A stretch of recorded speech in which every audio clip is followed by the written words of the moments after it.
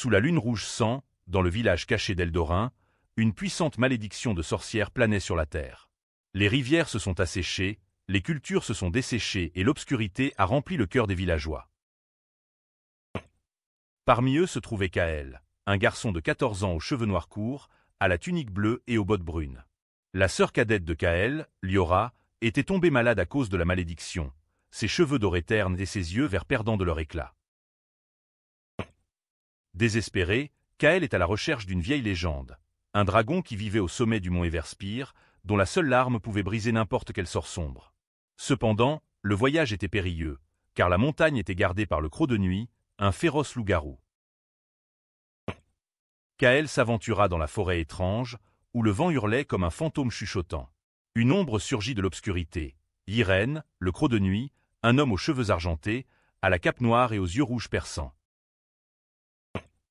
Ziren grogna, personne ne croise ce chemin sans faire preuve de courage. Kaël, agrippant son bâton de bois, se tint droit et déclara « Je cherche la larme du dragon pour sauver ma sœur. » Les yeux rouges de Ziren s'adoucirent un instant. Beaucoup ont essayé, mais aucun n'est revenu. Si tu es vraiment courageux, alors tu dois faire face à l'épreuve des ombres. Avant que Kaël ne puisse parler, le sol sous lui se fissura et il tomba dans un abîme de ténèbres tourbillonnantes. Des voix lui murmuraient des doutes à l'oreille, mais Kaël serra les poings. « Je ne céderai pas. » Avec un éclair de lumière de la détermination de son cœur, les ombres se dissipèrent et Kaël se retrouva une fois de plus devant Ziren. Le loup-garou sourit. « Vous êtes passé. Le dragon vous attend. » Kaël escalada les falaises glacées de la montagne, les doigts engourdis, le souffle superficiel. Au sommet, un énorme dragon aux écailles d'émeraude scintillantes et aux cornes dorées l'attendait.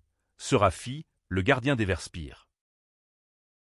Les séraphes parlaient d'une voix comme un tonnerre. « Pourquoi es-tu venu, enfant de l'homme » Kaël, à bout de souffle, s'inclina profondément. « Ma sœur est maudite.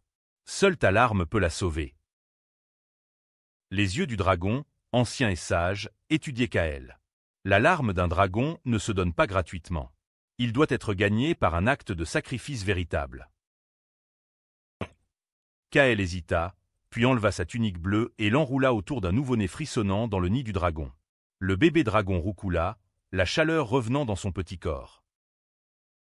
Une seule larme jaillit dans l'œil de Séraphie et tomba dans les mains de Kaël, brillant comme un saphir. « Vous avez fait preuve de bonté, même dans votre propre lutte. Va, et que la lumière te guide. » Kaël se précipita en arrière, le vent rugissant dans ses oreilles. Liora était pâle et faible. Kaël posa la larme du dragon sur son front, et aussitôt une lumière dorée l'enveloppa. Les yeux verts de Liona s'ouvrirent, ses cheveux dorés scintillant à nouveau. « Kaël » murmura-t-elle en souriant.